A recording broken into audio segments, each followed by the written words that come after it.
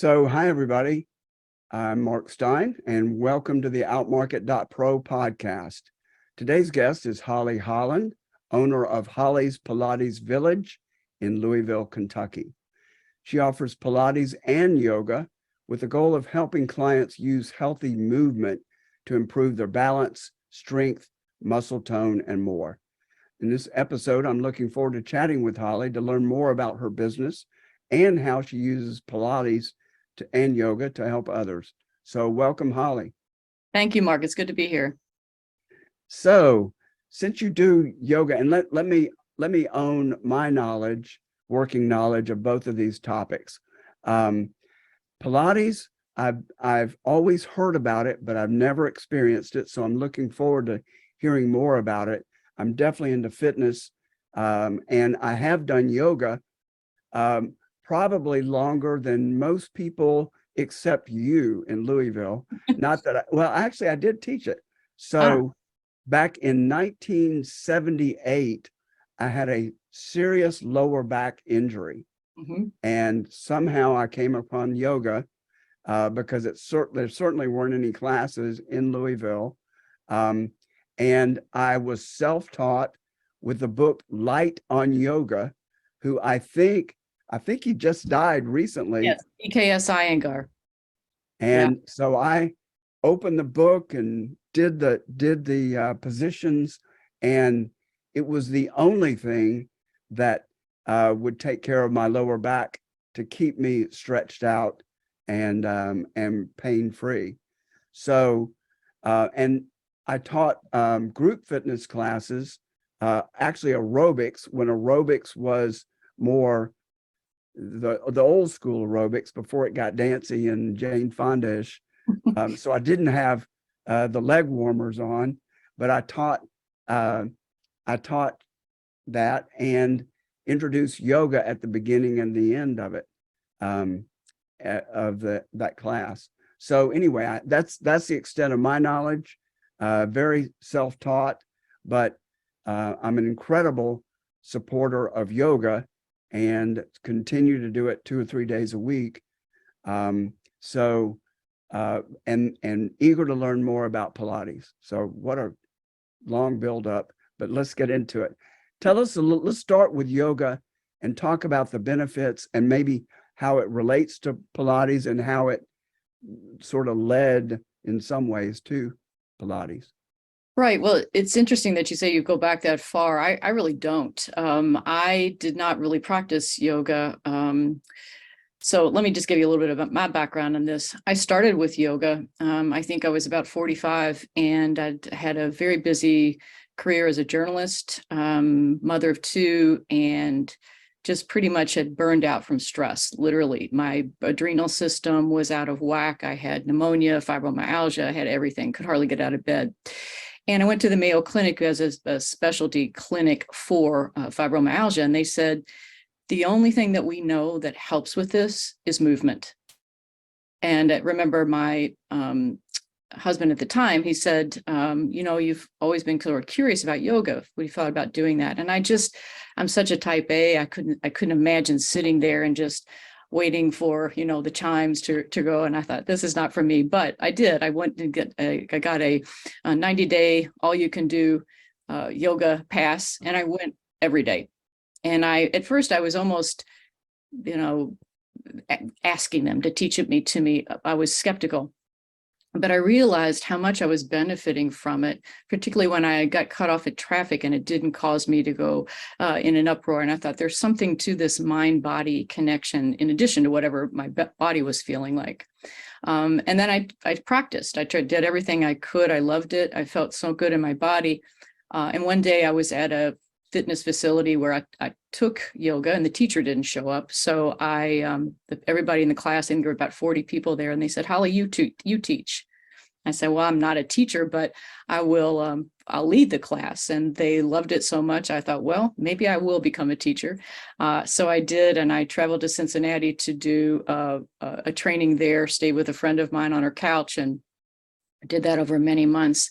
And came back and started teaching, and eventually at the university level, where I had a 4-credit class at 2 different universities, And then I got curious about Pilates because I could tell that as flexible and as fun as this felt to me in yoga, that there was a strength and stabilization part that I think I was missing. So I went to Pilates and I did my first course, first class, and I was so annoyed that they kept fixing me. There were so many things that I was out of alignment with, so many things that I was doing improperly. I got so mad, I stayed away for 6 months. And I thought, now, why should you know how to do that? You've never done it before. So you are a yoga teacher. It doesn't mean you know Pilates. And I went back and started doing it. And I got so fascinated with it that I became a teacher. And now I'm a master teacher at both the yoga and Pilates level. I absolutely believe that the two of these are life affirming. And I believe that the integration of these is such a balanced movement practice that it's good for everybody. And that's why at my studio, which I now have, we have a lovely 4,000 square foot, 2-level facility in Louisville. I have 15 teachers who work with me and a full teacher training program that we do there. My focus on that is that everybody can feel better with this movement. And how can we address your needs as we do that? I think too many places have a kind of fixed formula for what this is what we do. And we don't do that with anyone. It's a hugely supportive and welcoming environment because I think people, particularly as they age, are very intimidated by exercise, structured exercise. They're eager to learn it. They don't feel well, but they really want something where they feel supported and there's a community. And that is exactly what I strive to create every day. I had a woman in recently who came in, and she is a fitness instructor and she works with other people, but she's gotten some really bad habits in her body. And I came in and did an assessment for her and talked about some misalignments and different things because we really stress a lot of rehabilitation for people. And she texted me back. She says, "Do you do this for everybody who comes in?" I said, "Absolutely. I am the person who does all the initial assessments so that I can appropriately place someone either with another instructor for private instruction or to recommend the classes that are appropriate for that." So it's just a philosophy that we are going to be specific for you and that it's not a fixed formula. So if I might then back off and say, okay, what's the difference between yoga and Pilates? Well, yoga is really about flexibility and movement, opening your body. I think it is just highly expressive. Of course, there's a very strong mind-body connection where you are really trying to block out the rest of the world for the time that you are on the yoga mat, really get more introspective, improve your breathing, and try to stay in the present moment. I think that is my greatest struggle whenever I'm in yoga. And I've never said, darn, I wish I hadn't showed up on my yoga mat today. Never have said that. It's always good. Even when there's a struggle, I've always felt that there was something that I gained from that practice. And I just always feel better. As I've gotten older, however, the kind of athletic, fitness-oriented yoga that I did initially, which was Ashtanga, and then a specialty of that called Rocket Yoga, which was actually named by the Grateful Dead because it gets you there faster. So I specialized that in a number of years, loved it. I loved the way that a good, hard, sweaty yoga class felt to me. But it takes a lot of time, which I have in short supply, and I think most people do. And I also don't think it is as healthy for me as I age. Things that start to hurt your wrists, you don't move quite as efficiently as before. So I've really expanded my repertoire of yoga to create more opportunities, both for myself, but for other people. Deep relaxation yoga, yin yoga, where you're holding stretches for longer time. I've created a whole program for yoga for osteoporosis because so many of our clients have osteoporosis. They love yoga, they want to continue moving, but there's some contraindications that you really have to be aware of as you age. And then moving in towards Pilates, well, I discovered, go ahead. Let me jump in with a question. I want to see if you experience this phenomenon that the times that I want to do it the least, yoga, I end up having the best outcome. So now I just say, man, I'm going to feel so good when this is over because I really don't want to do it. Yeah. Do you experience that too? I love that you brought that up. I think that is so true. And I said to a woman the other night in my class, she said, I am so tired. I might just lay here on the mat. So that's fine. Absolutely fine. But I said, you may feel at the end that you got the energy that you were really missing. And she said, absolutely. So it is often in those moments that you do grow more and experience a profound change in your body when you least want to do it. Yeah, Well, that's good. really true. Okay, so you were moving into Pilates from yoga, just to bring Right. you up. Well, so for those who don't know, Pilates is actually named after its founder, Joseph Pilates, who immigrated from Germany after the war. He had been a he actually had grown up with rickets and asthma and all kinds of things that left his body fairly puny. And while he was recovering, his father's friend gave him an anatomy textbook. And so he studied it. He learned a lot about the human body. And then he eventually studied boxing, diving. He became a circus performer. He did a lot of acrobatics. He studied Greco-Roman wrestling and yoga. And so all of that is incorporated into his philosophy. He called it contrology. That was actually the name of it before it became known by his name. So the lore is that in World War I, when he was an internment camp for German nationals in England, he was sent to work with a lot of the patients there who were amputees, who had different problems, and he was kind of a nurse. And they said, you can do anything with people, just don't get them out of bed, which of course is crazy. We would always do that now. But so he rigged up a hospital bed and he took springs off of the bottom of the equipment, and he created these pulley systems in different ways to help the body move while it was fairly restricted. And according to history, not one of his patients died during the influenza epidemic that came through. So they were so robust from that practice. So he moves through, and he eventually he came to America because the Nazis wanted him to train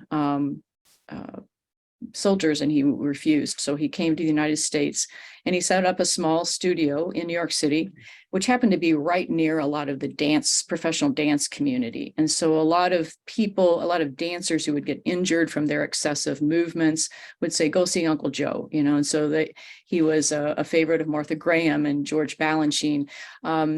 And so it's become known as sort of a dancer's practice, but it certainly isn't. And it's unfortunate because I think men often eschew Pilates because it has this feminine idea behind it, but it's very robust and it's absolutely excellent. Some of my biggest growth in business right now is coming from men who have discovered that, LeBron James does it. And Jake Arrieta, who's was pitcher for the Chicago Cubs, who claims it was responsible for his comeback. He loved it so much, he built a studio in the Chicago Cubs playhouse, and later went in his home in Florida. He created his own studio there because it is so great for cross training.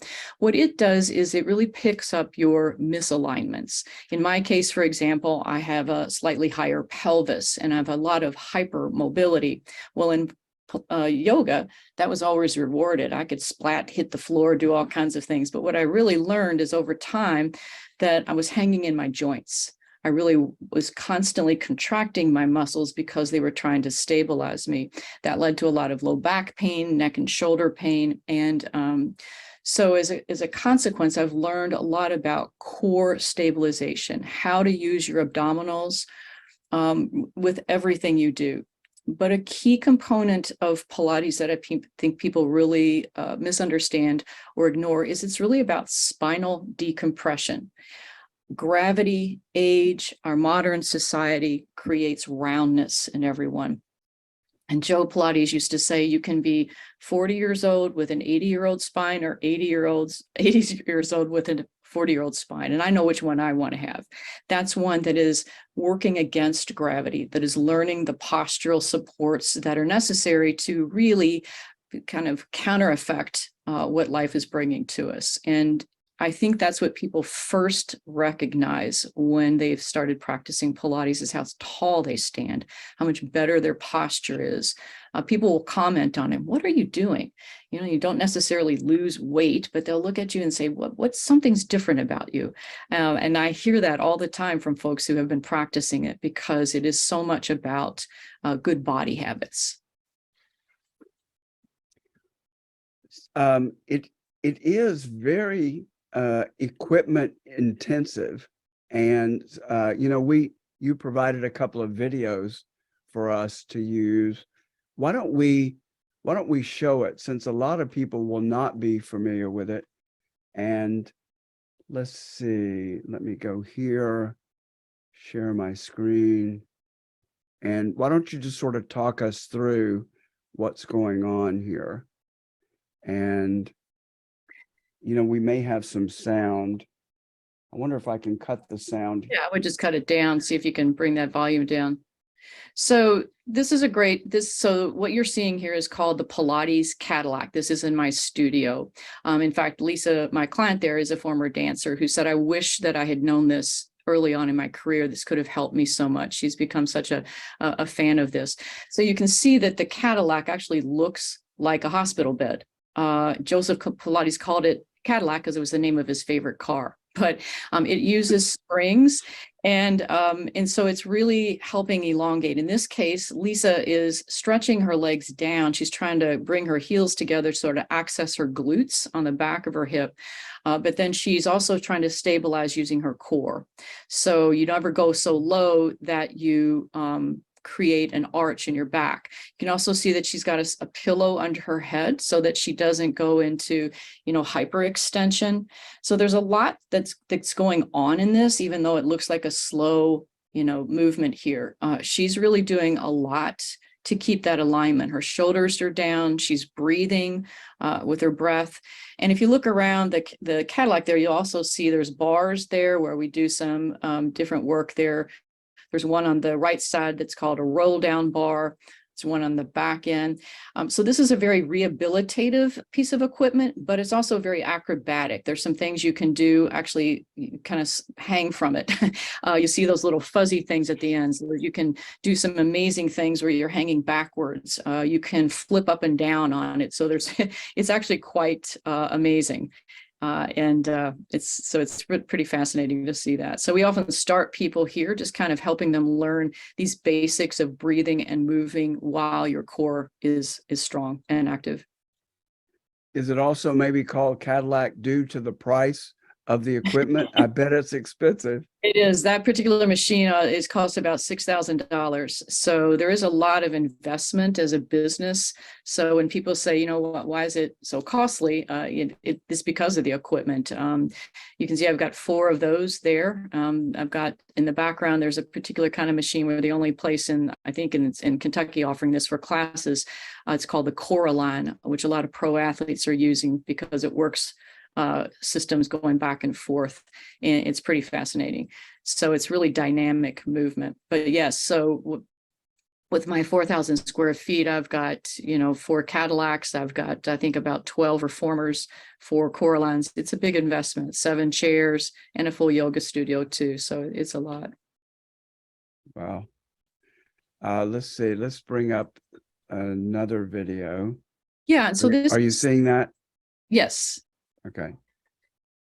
And here, so yeah, this is a reformer. This is what I think a lot of people know, and a lot of places have caught on to this and are offering really huge classes, like 12 and 14 in a class, which is crazy in my estimation. We don't ever have more than 6 people in a class, because if you're going to do Pilates, do it well.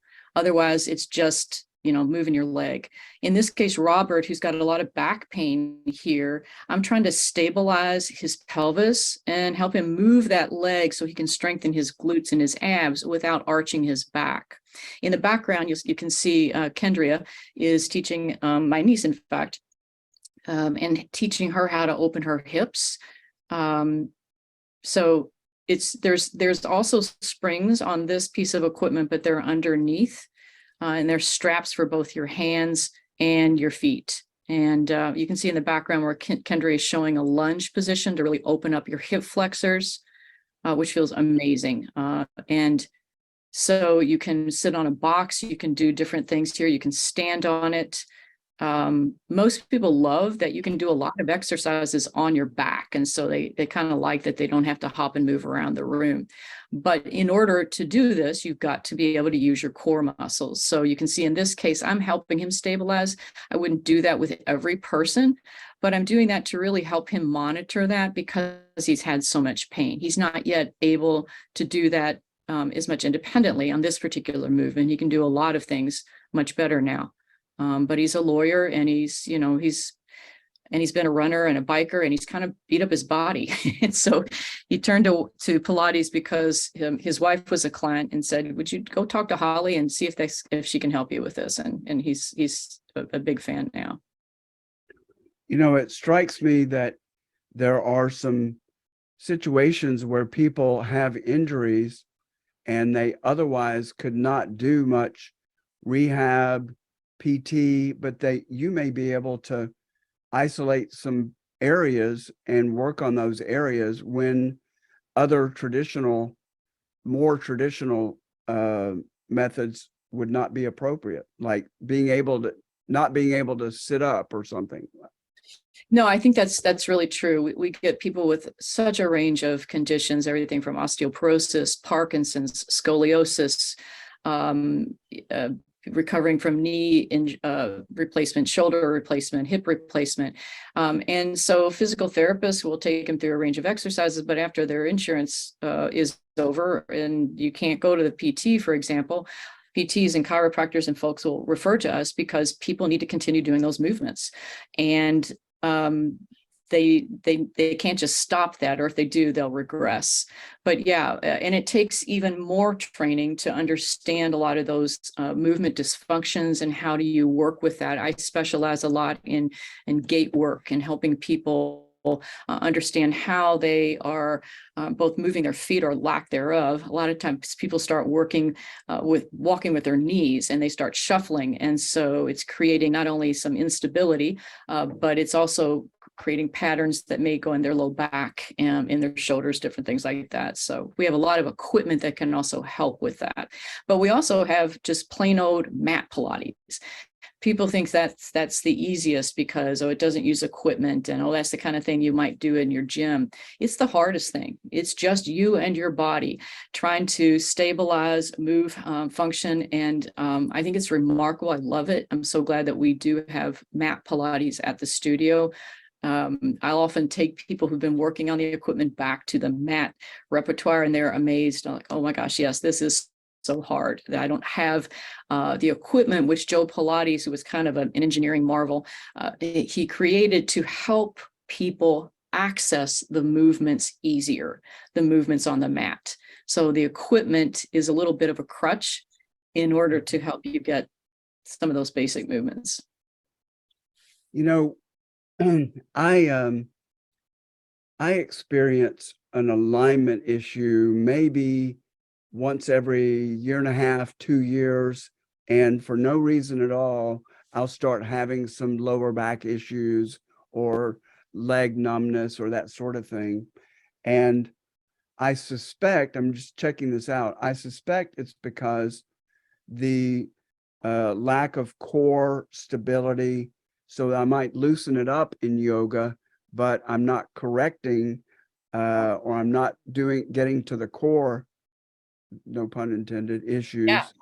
And that Pilates could help maintain some of the gains that you make in loosening by tightening up the core and to keep from regressing back to where your body might want to take you, that misalignment. Can you speak to that?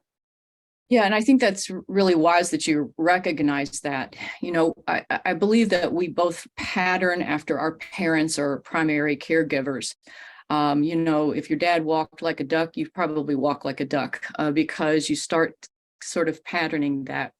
And I also think that we become as adults efficient to a fault. We move from where it's comfortable. Even athletes do that. We move with where you're strong.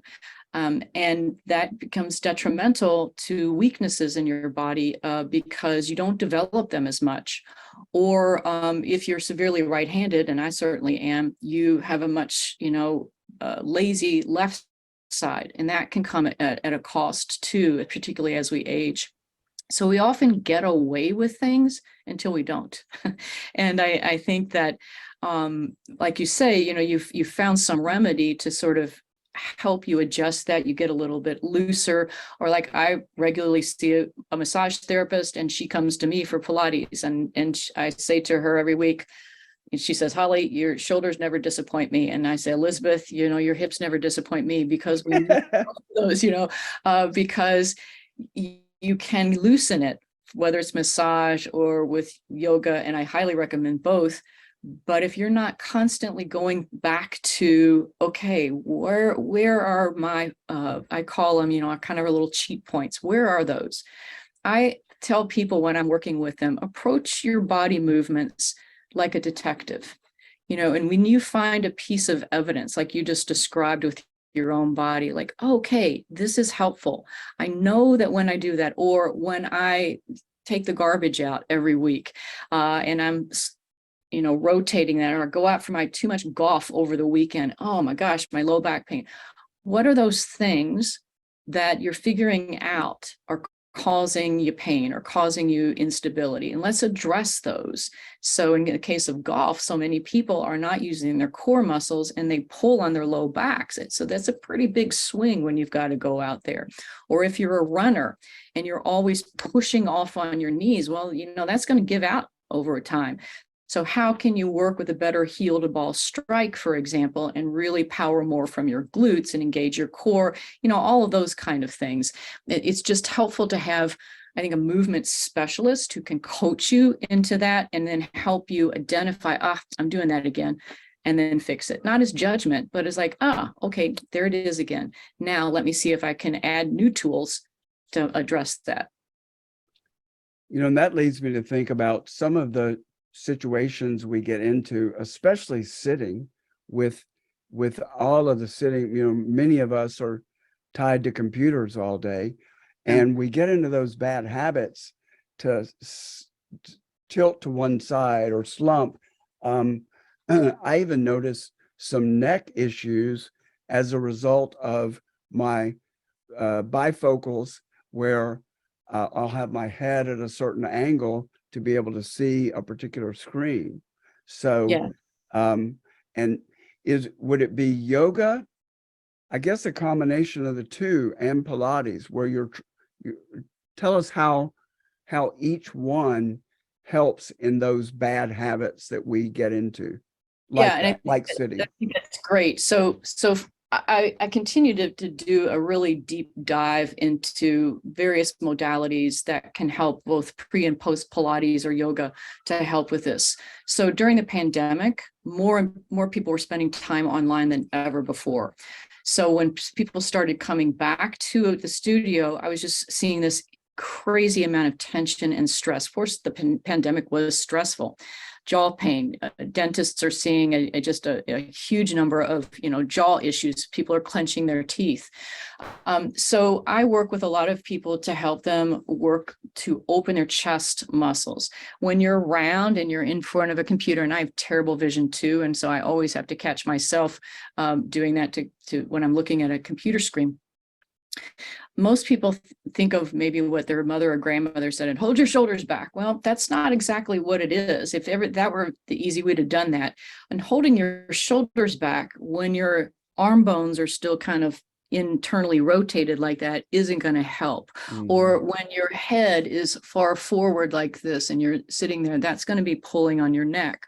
You have to look at the opposites. So in the case of a rounded posture, the chest muscles are tight, and you've got to open up the chest muscles so that you can address what's back here. I work with a lot of therapy balls to help people do range of motion exercises to help them understand. I don't know, I spent most of my life thinking that my arms were connected to my neck. Well, they're not. They're connected to your shoulder blades. And if you can learn how to move your arms from your shoulder blades, it's so liberating to the neck, for example.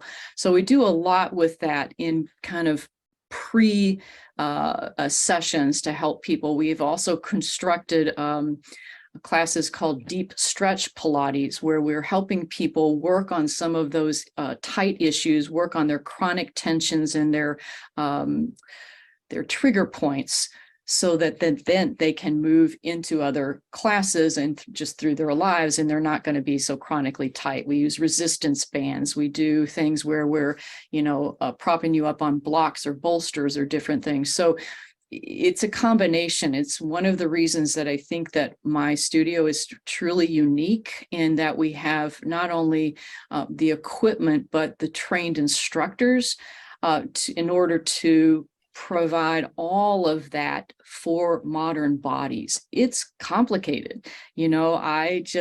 I think we are at a place, well, we're living longer, obviously, but I think we're experiencing things in our bodies that have never been addressed before. And for example, just a whole fascinating issue of study in the last 10 years has been about fascia, which is the connective tissue that lines it's like your inside skin.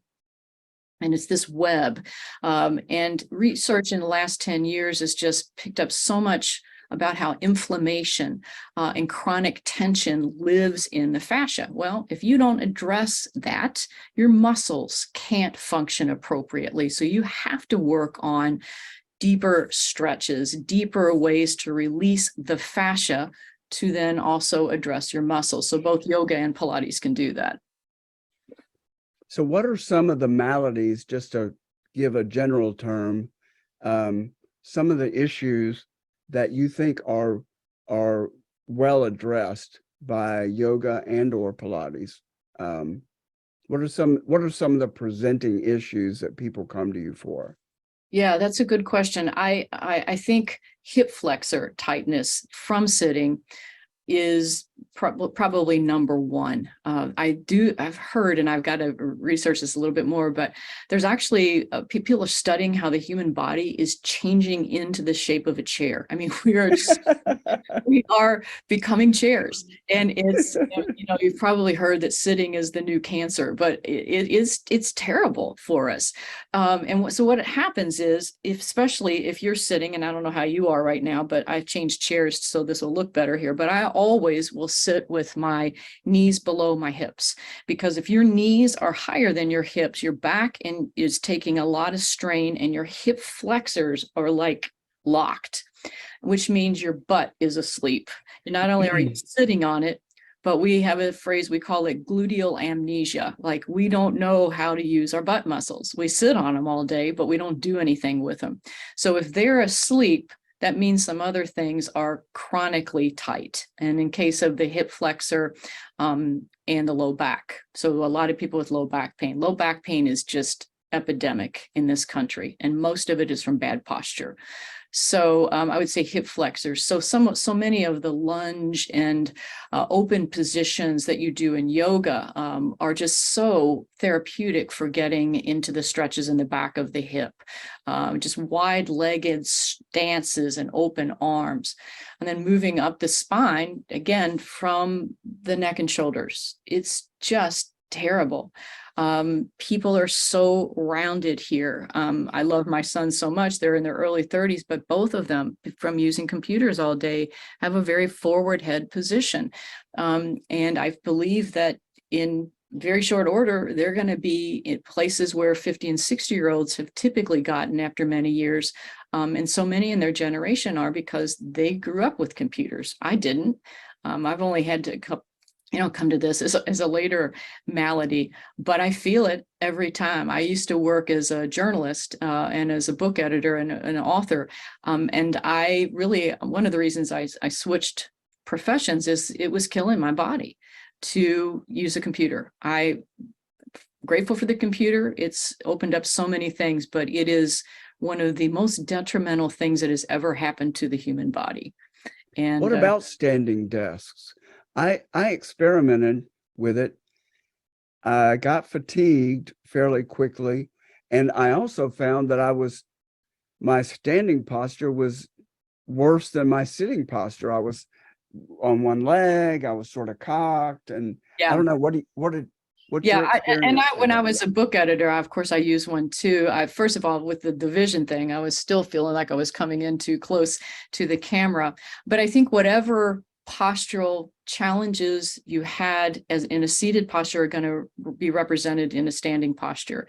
And so that's the same reason when people started having those big balls that they were sitting on, right?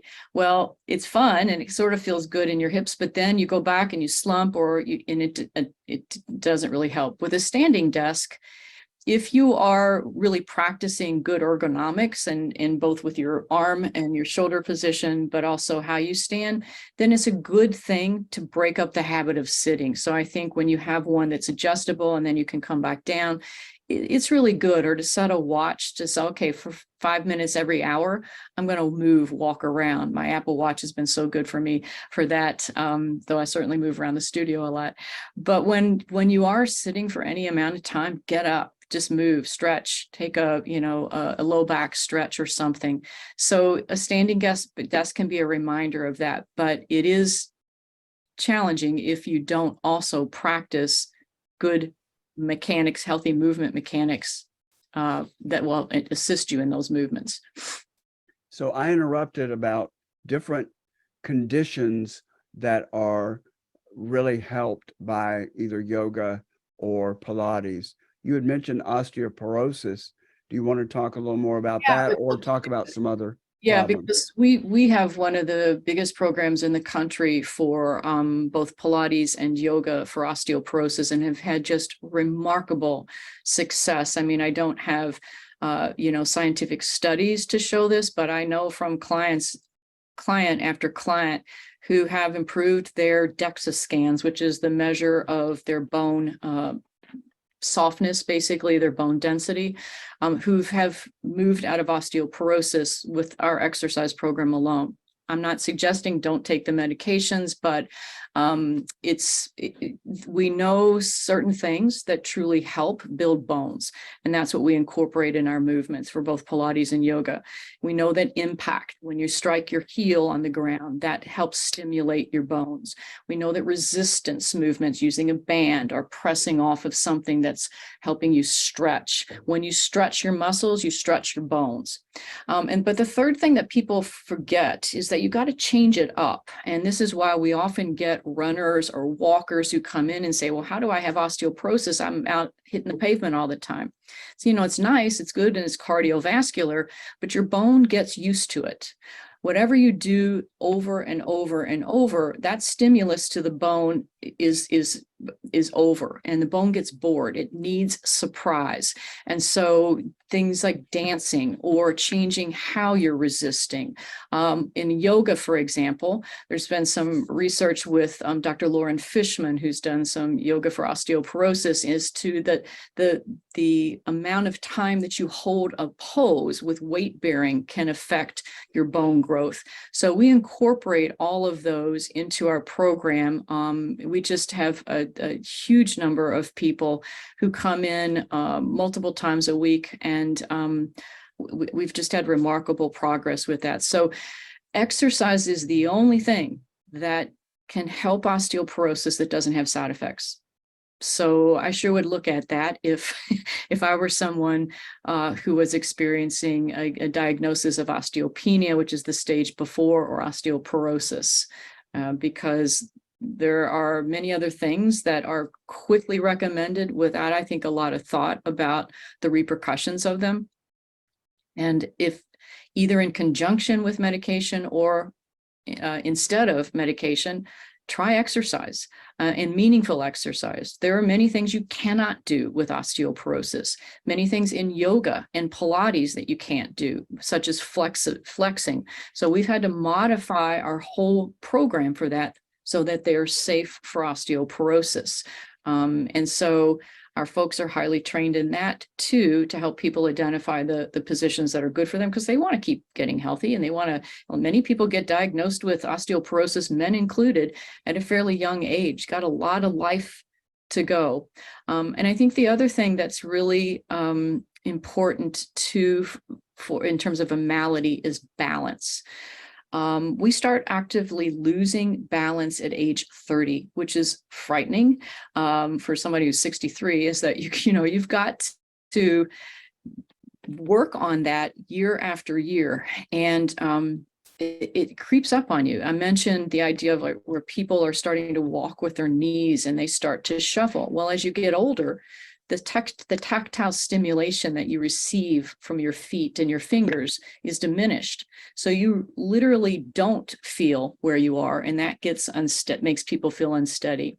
But if then you're also walking with your knees and you're kind of a tentative step, then you're going to be more off balance. I can't tell you the number of really young people who come in and say, I am so unbalanced. I catch myself all the time and I'm tripping on things, or I'm, falling into walls or whatever. Because again, it's misalignments. So helping people work on core steadiness. And so we do a lot of focus on that. I've actually done a whole course on balance work for people as well. Who should not do Pilates and yoga, or in what situations should a otherwise healthy person not do it? Let's rule out as much as we can. Sure. Who should stay away? I honestly believe that there is a place for every person with Pilates and yoga, every person, but not all Pilates and not all yoga. Too much, I think, and there is a cost beneficial when you get huge numbers of people in a class. But safety has to be the most important thing. So there are many people doing it, I think, who shouldn't be doing it the way they are. And they come to us after they've gotten hurt because they didn't learn proper alignment and mechanics of that. Obviously there are things in yoga that don't feel good to somebody. People have gone into a yoga class before or tried something, and they passed out from the excessive heat, or they say, my hips don't work like that. Well, then let's modify. I teach some of my classes on a chair, or I modify. My husband has extremely tight hip flexors, but he comes every week. We set him up on blankets or bolsters or whatever else to open up his hips and get a stretch. So there are ways to do it. People with osteoporosis should not round and roll down, but they can do a lot of things that are beneficial and bring it. With Pilates, I just think there is an adaptation that we can make for every single person. And if I don't know, I'll find out. So I have not met anyone yet who couldn't benefit in some way. So if you're, like, for example, if you have an active injury to, let's just say, lower back, Right. Then probably you don't want to do yoga at that point. But is there something in Pilates that you could do to help relieve maybe some of the pressure and not have them re-injure themselves? Yeah, absolutely. Of course. And if you have an active injury, it's probably something you want to wait until it subsides with that. But recovering from that, at some point, you don't want to be on your back forever. And you've got a back issue, you've got to learn how to move. And because of the kind of equipment that you've seen, like the Reformer and the Cadillac, where there's a real stable bed and basis for that, so you could still stretch and do so many things, and you can start to work on engaging deeper core muscles I tell people all the time, you could be sick in bed and you can be doing your Pilates, and you can. I show them, how to use your hands as resistance and how to draw your core muscles in and how to open up your shoulders. There's so many different things you can do that don't require unstable places. And, so yes, I think unless you've got a truly painful, active position where you cannot move, you probably don't want to come to the studio. But if you're still aching and hurting and you've got some kind of diagnosis or post-surgery, we can work with you. I think last question before I open it up to you to see if I missed anything or you missed anything. What about cardio? I actually, if I don't do anything else, resistance or stretching with yoga, I'm addicted to the cardio. And I remember Jim Carrey early in his career was asked if his humor was therapeutic. And he said, if I weren't able to spew out this stuff, I'd be on top of some building with a high-powered rifle. So I feel like that with the cardio. That's my stress reliever. I know that, well, there's some yoga that offers a little bit of cardio. And I know a lot of people that come out of class are dripping, not just the hot yoga, but if they're doing it properly. And I'm not familiar with Pilates on the aerobic or the cardio aspects. What place does cardio play in the general physical health, and can you get it in yoga and or Pilates? It's another good question, and I absolutely believe you need good cardio functioning. The answer is you can certainly get very good cardiovascular fitness with Pilates and yoga, but it takes a fairly high level of expertise and a fairly good pace to get that. And so, I walk a lot, I cycle a lot. I like that to supplement my practice of Pilates and yoga. But certainly we have a lot of fans in the studio because people get really sweaty. And the Coraline, the machine that I showed you in the back too, is very dynamic. So we have more advanced classes in all of these apparatuses where you can get a lot of cardiovascular conditioning. The problem generally is that most people are so deconditioned that they need a lot of work before they can get to that level. So, and I also think, your aerobic needs change as you age. So your heart rate doesn't have to get up quite as high as someone who's 25 as you get older, but that doesn't mean you don't need good fitness. So the long answer is yes, you can get cardiovascular fitness from Pilates and yoga, but it takes a lot of practice. Okay. So what did we leave out? What haven't we talked about that's maybe top of mind for you? Well, I just think I'm really proud of being a sole proprietor, a woman coming to this very late in my career, changing careers. And the reason I did it is because I saw the benefit of this to my own body and became dedicated to it because it's helped so many people every single day in my practice, and in the other teachers who I have a phenomenal team of teachers who are so dedicated to high professional development. It's really like a teaching hospital where we mentor apprentice teachers and give them a high degree of training alongside us. We share, we collaborate. We have people who specialize in different things: pregnancy, post-pregnancy, scoliosis. And we're just constantly learning. And to me, that's so stimulating. I love that and the sense of community.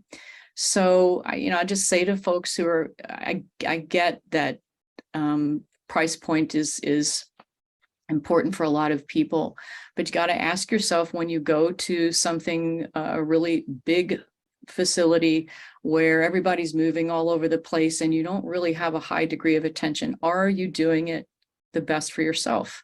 And I think that you got to be smart about your body. We've all spent too many years hurting from one bad habit or another.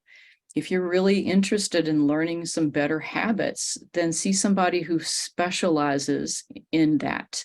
You don't want to go see a physician who doesn't really understand about bones. If you have a break, you want somebody who is really a specialist in that. And so I think that's why you should do a really careful study of the training and background of the people who are coaching you in fitness. And I think that's what we do best. So if people want to reach out to you, you have a website. Give us ways that people can connect with you. And if they want to come and do a spa week and do Pilates, that's probably not what you call it, but or incorporate Pilates into that. Talk about how people can find you and reach out to you. Yeah, so it's Holly's Pilates Village, and it's in St. Matthews. It's a suburb of Louisville, Kentucky, and pilatesvillage.com is the website. So I also have a couple of YouTube channels, Bone Strong for Osteoporosis, where I do some free videos for people on there, and in the Pilates Village YouTube channel as well. And just, to contact us, my brother Barry is the business manager. It's very family oriented. And he is, well, I mean, he represents the face of the business as well. We're big huggers. We look after each other. And so he will integrate people into the practice and help them find the best way to work. We also have apprentice teachers who are available while they're working on their required hours, to work with people at a lower cost while they're under our supervision. So there are many different ways for people to find a place within our community. Great. Well, thanks so much. You've offered a wealth of information, taught me a lot about Pilates and helped my yoga understanding too. Well, I appreciate this a lot. It's nice to have the opportunity to talk about something I'm so passionate about. I wouldn't do this if I didn't. I have a lot of other options, and it makes a difference. So check it out. Great. Well, thanks so much, everyone, for tuning in to the Outmarket podcast to talk about different businesses and very interesting businesses that are in the Louisville area in particular, and the St. Pete area, where I have spent a good bit of time as well. So thanks, and be sure to tune back in. We do these podcasts almost weekly, so like the channel and sign up for notifications so that you can tune into more of these, more of the same. Thanks so much, Holly. Thank you, Mark.